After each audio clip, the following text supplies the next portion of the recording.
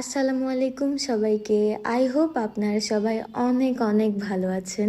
আমি প্রথমেই সরি বলে নিচ্ছি আমার ফেভারিট কিছু আন্টিদের যারা আমার ভিডিও অনেক মিস করেছে। অ্যান্ড দেন আমি বেডটা গুছিয়ে রুমটা সুন্দর করে গুছিয়ে নিলাম। Then I take my morning drinks and এটার মধ্যে চিয়া সিড, ইউসুফ গুল আর বিটরুট পাউডার আছে। আজকে আমি রাঁধুনির এই তেহারি মশলাটা দিয়ে তেহারি রান্না করব। অ্যাকচুয়ালি আমি রান্না করব না, তোমাদের ভাইয়া রান্না করবে আর আমি তাকে একটু হেল্প করব। আর এইখানে আমি তেল গরম হওয়ার পরে সুন্দর করে পেঁয়াজগুলোকে লাল লাল করে ভেজে নিচ্ছিলাম, লাইক বেরেস্তা যেভাবে করি আমরা। আর তেহারি রান্না করতে কিন্তু মাংসগুলোকে এরকম ছোট ছোট পিস করতে হবে। এরপর আমি মাংসগুলোকে পেঁয়াজের মধ্যে দিয়ে কিছু সময় কষিয়েছি।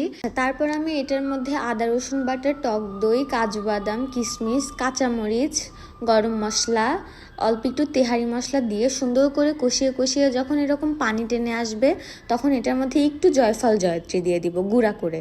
আর তারপর মাংসের মধ্যে পানি দিয়ে দিতে হবে। আর পানি দেওয়ার পর আমাদেরকে 30 মিনিটের জন্য ওয়েট করতে হবে যতক্ষণ না পর্যন্ত মাংসটা সিদ্ধ হচ্ছে। পানি টেনে আসার পর মাংসের লুকটা দেখতে এরকম আসবে। আর এর মধ্যে আমরা চাউলগুলোকে খুব সুন্দর করে ভেজে রান্না করে নিলে এরকম একটা মজার তেহারি হয়ে যাবে। আর এটা খেতে অনেক অনেক মজা হয়েছিল, লিটারেলি তোমাদের ভাইয়াকে অনেকগুলা থ্যাঙ্কস, যদিও বলা হয়নি। আচ্ছা যাই হোক, ভিডিওর মাধ্যমে তো বলাই যায়। আর তারপর আমি আমার ডিশেসগুলো ক্লিন করে নিচ্ছিলাম। আর হ্যাঁ, কোনো কাজই ছোট না, আর সবাইকেই একদিন নিজের কাজ নিজেই করতে হয়। আমার হেল্পিং হ্যান্ড আমাকে কিছু স্পেসিফিক কাজে সাহায্য করে, বাট নট এভরিথিং।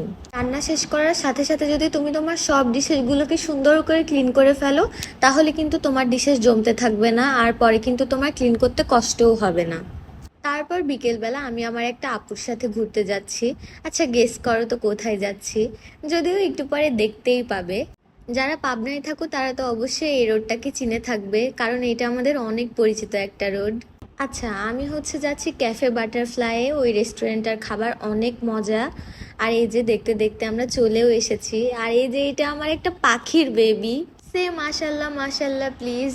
আর এই রেস্টুরেন্টটা কিন্তু খুব ছোট্ট হইলেও খুব সুন্দর করে ভেতরে ডেকোরেশন করা। আর এইখানকার খাবারের প্রাইসগুলো একদম বাজেট ফ্রেন্ডলি, লাইক স্টুডেন্টদের জন্য, অ্যান্ড অনেক মজা। আর রেস্টুরেন্টটাকে আমরা একটু ঘুরে ঘুরে দেখছিলাম। খুব মাইল্ড একটা এনভায়রনমেন্ট দিচ্ছিল, অ্যান্ড আমার কাছে খুবই ভালো লেগেছে।